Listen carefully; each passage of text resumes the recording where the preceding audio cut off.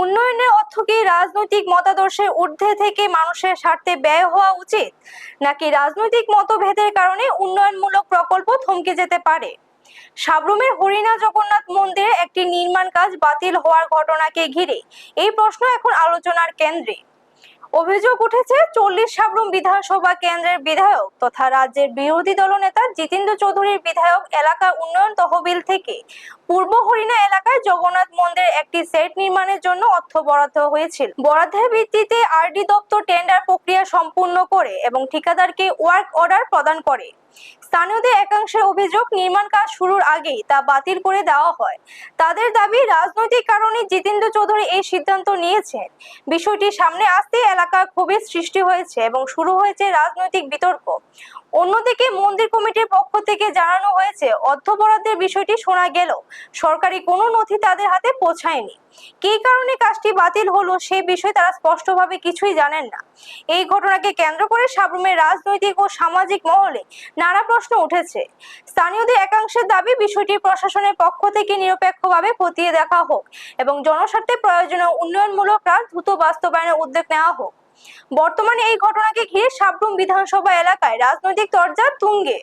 Bureau report, news তৎকাল 24। এখন দেখা গেছে এই মন্দিরের জন্য নাকি বিধায়ক তহবিল থেকে কিছু টাকা পাঠাচ্ছে উন্নয়ন কাজের জন্য। আমরাও সাদরে গ্রহণ করছি এগুলা। দেখা গেছে গতকালকে নাকি ওই আমাদের সুদর্শন স্যারের কাছে খবর আসছে কন্ট্রাক্টরের মারফত যে কাজটা নাকি ক্যান্সেল হয়ে গেছে। আচ্ছা, ক্যান্সেল হওয়ার পরে আমরা কমিটির ভিতরে যারা আছি, এখানে কোনো পার্টির বলতে কোনো কিছু না, এখানে সব পার্টির লোকেই আছে। সার্বজনীন মন্দির এবং আমাদের মধ্যে একটা মানে আলোচনা যে সিপিএমের বিধায়ককে টাকা দিছে, ওই কারণে মন্দিরটা কাজ হইব। এখন বন্ধ করা দিছে মানে কি সিপিএমের মন্দির না, এটা বিজেপির মন্দির মনে করি, এটারে কাজ বন্ধ করা দিছে। এতে আমার মনে হয় বিধায়কের তেমন একটা সম্মান বাড়ে নাই, কারণ এই মন্দিরটা এত বছর যাবৎ চলতেছে আর আরও চলবো, এখনও চলতেছে। তো টাকা দিলে হয়তো কাজটা সুন্দর হইতো, আর টাকা না দিলে হয়তো ওপেন স্টেজটা হইতো না, এর দূরে আর কি।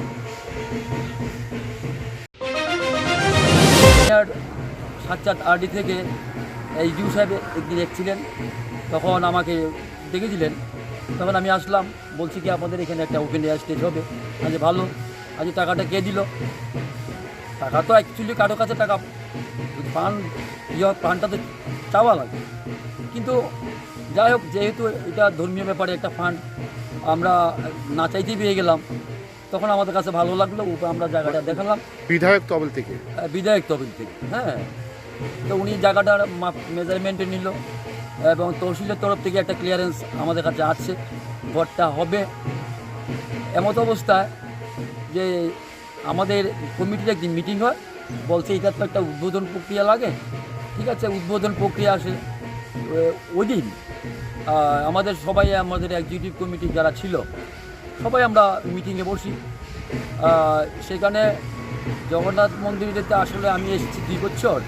এর আগে পুরানো কমিটি যারা ছিল, বিশেষ করে তমাল ভৌমিক উনি ছিলেন, ওনাকে আমি মিটিং চলাকালীন প্রশ্ন করলাম যে তমাল বাবু, অ্যাকচুয়ালি আমাদের এখানে এটা উদ্বোধন করবেন কে?